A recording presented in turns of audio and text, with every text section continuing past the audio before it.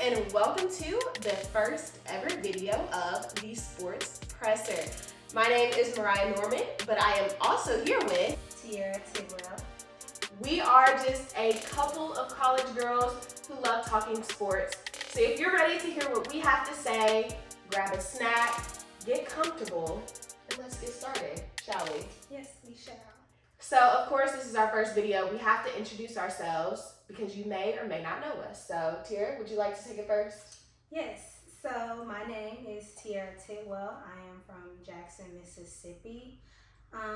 This is my third year at Mississippi State, Hale State. And since, this is a sports thing, I want to tell you that I am a Cowboys fan. Don't click away. Don't click away, please.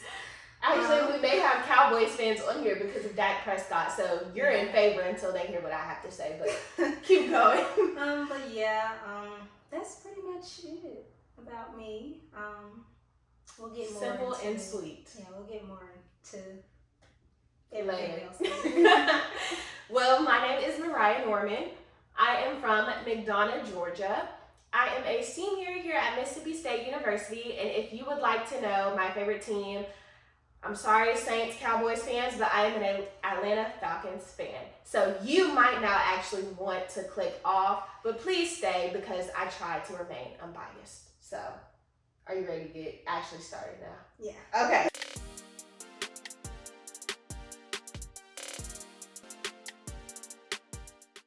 So our first question is how we got into sports.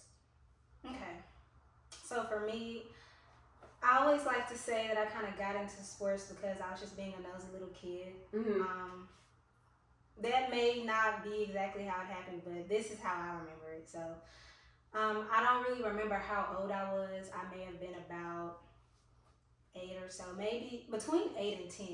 Mm-hmm. And I just remember going in the living room one day and my dad was watching something. I didn't know what he was watching at the time, but it was football. Mm-hmm. And he probably was watching Cowboys play. He's also a Cowboys fan, so he was probably watching Cowboys play. Went in there, I was like, what are you watching? He's like, football. And so I think it was something that piqued my interest because, as a kid, your mind's all over the place. Yeah. You're always trying to think of new things to do and to Right. get into. So. Right. So I stood there for a little minute, probably more than, anybody would expect. So stood there for a little while. I eventually left. But over time, I just kept coming back, asking him the same thing. He's Mm-hmm. still watching football. But each time I came in there, I'm asking, like, okay, what is happening, like specifics about football. Mm-hmm. So, and honestly, he probably got annoyed with me asking all those questions. But he told me the best way to understand football is to sit down and watch a game. Yeah. And I agree with that. Obviously you're not going to know everything about football just by watching one game. Mm-hmm. Or even if you watch a whole bunch of games, you're still not going to know everything about football. But it does help you, know a little bit more about it and understand it a little better. So that's what I did. I would watch some games with him. And that's just pretty much how I really got into it, just being nosy. Being nosy. Yeah. Makes you want to take a career in sports. That's funny. Yeah. Well, mine, something basic. I have 4 brothers, so I was just bound to be interested in sports. That's all they were watching. And so I was also put into a sport. I'm a former gymnast, so that kind of made me love just being an athlete. So with my 4 brothers, most of them played baseball. So I grew up loving baseball throughout my years. But my dad was still is, a diehard Georgia Tech fan. So on the weekends, that included going to Georgia Tech football games. And then, of course, we would watch Atlanta Falcons on Sunday after church. So just being surrounded by sports, my brothers would make me participate. I'm going to expose them. Make me participate in outside baseball camp during the summer. Wow. So they would set up BP, which is also called batting practice, and we would go out there and they would teach me how to hit. Even though I was a gymnast, they would teach me how to catch.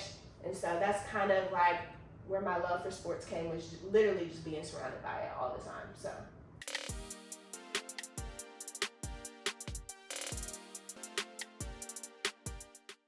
So me loving sports, I know sports it can be a love-hate relationship in the sense of, you know, winning and losing.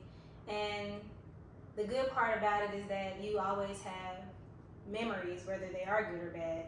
Yeah. So let's talk about our favorite sports memory. Ooh, interesting. I have a lot. Okay. This isn't my favorite, but I do want to give a quick mention of a memory that I will always remember is Atlanta Falcons Super Bowl, the ultimate choke. Not just professional football, but college as well. Like literally the most ultimate choke of a game. And so I will remember that like for the rest of my years. But my favorite memory is, as a Georgia Tech fan, I dislike Georgia. But that's okay though, because Mississippi State fans, if you're watching, we dislike Georgia as well. Of course. So Georgia Tech 2014 season, where we beat UGA off an interception, and I think it was 2 overtimes. Yeah. So we had kicked a field goal. Harrison Butker, who now plays for the Chiefs, he had kicked the field goal in overtime, and then Georgia got the ball, and then we won by an interception. So that right there is my favorite sports memory, because I remember our house just like, we were yelling, running out the house, just in full screaming chaos. So yes, that's mine. My favorite will definitely have to be when I went to my first NFL game. Of course, I had to go back and find the date because that was a long time ago and I forgot. But it was October 9th, 2016. Oh, not the actual day. Yes, October 9th. What day of the week was it? Well, it had to have been Sunday. Yeah, it had to be a Sunday. But anyway, of course, we went to see my Cowboys play. They played the Cincinnati Bengals. And it was in Arlington at AT&T Stadium. And of course, well, my dad and my cousin Nika, she stays in Texas. But the thing about that, she's a Saints fan. So, you know, it was very much hate the whole time we were there. But I just remember, I was speaking of that, also the hate. So yes, she's a Saints fan. So she wore this black jacket. Can I interrupt real quick? So I feel like we have one thing in common. Okay, you're Cowboys, I'm Falcons. We hate the Saints. Yeah. So that's something in common. Okay, keep going. But something funny about that was that she wore a black jacket, right, and it had orange lining on the inside. So you know, black and orange, that's Bengals colors. Yeah. So she said she wore that because she did not want the Cowboys to win. So she's rooting for the Bengals, even though she stays in Texas. That doesn't mean anything. She's still rooting against us, no matter what. So I just thought that was a funny memory from that day. But anyway, I just remember walking in the stadium, and it was just so electric. Like all the fans in there, just very excited to see the game. And I just remember there being like a video board. I don't know if it's still there. That was a long time ago. But they had like a video board, and the players that were on the team at the time, they would come up on the screen, like do a little signature move or whatever. And at the time, Des Bryant was on the team. That was my favorite player. And he had his signature move like that with the X. So me and my dad took a picture of that. So that was fun. Dallas Cowboys is a very famous team. Anyone who doesn't watch football still knows about the Cowboys. Right. How did y'all get so famous? Is it because of the cheerleaders or what? I just think it's like a business side of things, with Jerry Jones being who he is, and just over the years, and especially in the 90s, had that dynasty winning those Super Bowls, the last Super Bowls we won, unfortunately. But I think just the dynasty that was just built there and just over years, and being established as America's team, that marketing that's why I just feel like that they are America's team. Like I said, anyone who doesn't even watch sports still knows about the Cowboys. Right. To wrap that up, I just remember, if we'd score or something, my cousin, she'd, give us a little stank face because we're me and my dad, we're celebrating all that. But we won that game 28-14, and it was just a great first NFL game experience for me. And I'll always cherish it simply because it was my first NFL game, and I went with my dad and my cousin. So How old were you? 2016, so I was like maybe 12. Oh, okay. 13. Because I was about to say, when you're a child, just like going into a stadium is like a big whoa, what's this? Why?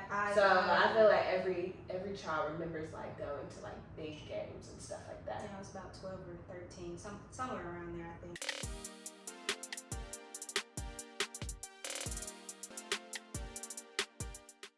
So within like favorite memories, now we can transition into like who is your favorite player and why? Des Bryant. Oh, you just said that. Yeah, but I love to reiterate it. It was just like growing up. So I grew up. When I say I'm a Cowboys fan, people be like, "Oh, you go to Mississippi State, you're a Dak fan." Like, no, I started watching NFL. I never really watched college football until I got to college. Didn't really, not saying I didn't like it or it was just, I just didn't really watch it. I just started watching NFL, and that's just what I learned to like the most. So I started watching. Tony Romo was our quarterback when I started watching, and I loved that whole crew at the time that was there. But Des Bryant just always stood out to me. He was just so electric, and he talked his noise, but he would back it up every time. So that's you can't just really complain. Right. Right. So I just love that about him. He did what he had to do, and he was just very electric. That's pretty much all I can say. I just really hated when Dallas let him go. I looked it up, it was in 2018, couldn't remember. But I remember he signed with the Saints. But ew. Yeah. Every time we mention. But the thing was that he tore his Achilles I think 2 days after he signed with them. So he never played with them. That's that voodoo stuff. Oh, let me not say. I'm kidding. But in 2020 he had joined the Ravens practice squad, and he was, he did actually join the team, was able to play. And I remember this was 2020, so COVID. So we were about to play the Ravens, Cowboys-Ravens, and he was on the field warming up for the Ravens. For me it's bittersweet, more so bitter because that's my favorite player. He's about to line up against us. Yeah. I was just like, man, I don't like that, but glad he's still able to come back from that injury and still be able to play. But he was out there warming up everything, and he got called up saying, "Oh, you tested positive for COVID, you can't play." And I was like, that's crazy. He was just out there warming up and everything. So he never played against us. So I was like, I didn't still like had that voodoo on him. I was like, I don't like that he got COVID. Not happy that he got COVID, or not happy that he got hurt. Not at all. But it's just like, well, at least he never played against us. Yeah. So that was just me and my mom. Yeah. But that's my favorite player. I think that'll always be my favorite Cowboys player. Because when I grew up, I just would watch Cowboys football. When my Cowboys weren't playing, I wasn't watching the game. But as I got older, I started watching all the teams play. I'm watching football all day Sunday, Monday night, Thursday. So I obviously have a lot of favorite players that I like to watch besides Cowboys players. But Des Bryant is pretty much my favorite player, just in general. But you can't really get on you for that being your favorite player on your favorite team because that's who you grew up watching. Right. So when we all grew up watching sports, everyone really just watched their favorite team.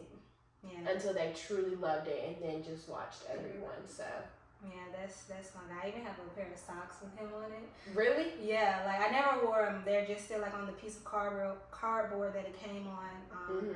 Yeah, and I still have them. Hopefully I can get them signed one day or something. I don't know, but yeah, that's just a good piece of memorabilia I still have. My favorite player, of course, he played past tense. for the Falcons, and that is Mr. Julio Jones. Such a fantastic athlete. I really hate like how he's ended up. I feel like his career is coming to an end, but when he was in his prime, and he definitely deserved a Super Bowl win had we not choked when we played the Patriots, but that's a whole nother topic. But I absolutely love Julio Jones. I love just his humility. I love how you never heard anything from the press about him. He was just to himself. I always wondered, like, he had like a double lifestyle, because it's like, I'm gonna get into his personal life. Who is he dating? Who is he married to? Like, he just was so secretive and he was so good. So I just love that about him. He wasn't everywhere, but he still was everywhere at the same time just because of his athleticism. So Julio Jones, I definitely respect him. Just a boss. I mean, he came from Bama, so what do you expect? Right. But he really was. Like, I really hope you guys like agree with me. He really was unstoppable. Like, Julio Jones. I keep thinking of the video of where he stiff armed people. Like he was literally a boss. Like, you can't argue that. You can't argue that he just was that good, and he was. So Julio Jones.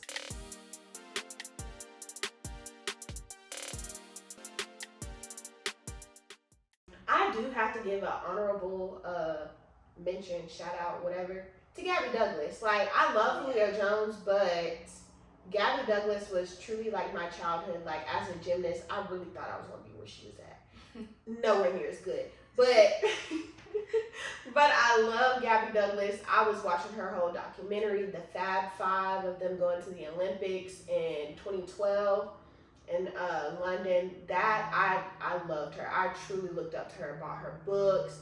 I would talk about her. You know, every project in elementary school you had to do where like, or middle school, where you had to like, oh, who is your favorite person? Yeah. Always her. Always her. So I do have to give a shout out to Gabby Douglas. And she's coming back, y'all. Yes. Okay. I'm so proud of her because 2016 didn't end how she wanted it to. Mm-hmm. So she's coming back for redemption.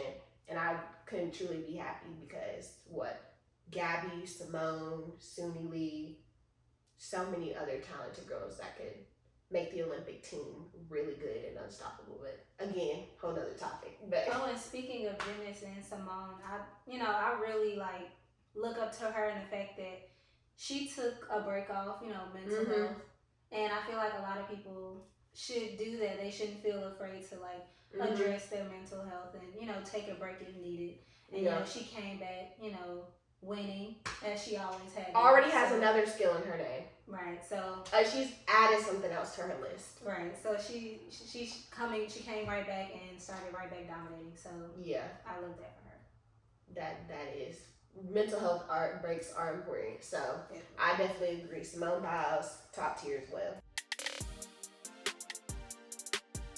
So we don't want this video to be too long, too boring, but we really just wanted to introduce ourselves so you guys kind of knew who we were and you just weren't watching two random girls on YouTube. Yeah. So thank you guys for watching our first ever video of the Sports PressHER. Again, my name is Moriah. I'm Teirrah. And thanks for tuning in. See you next video.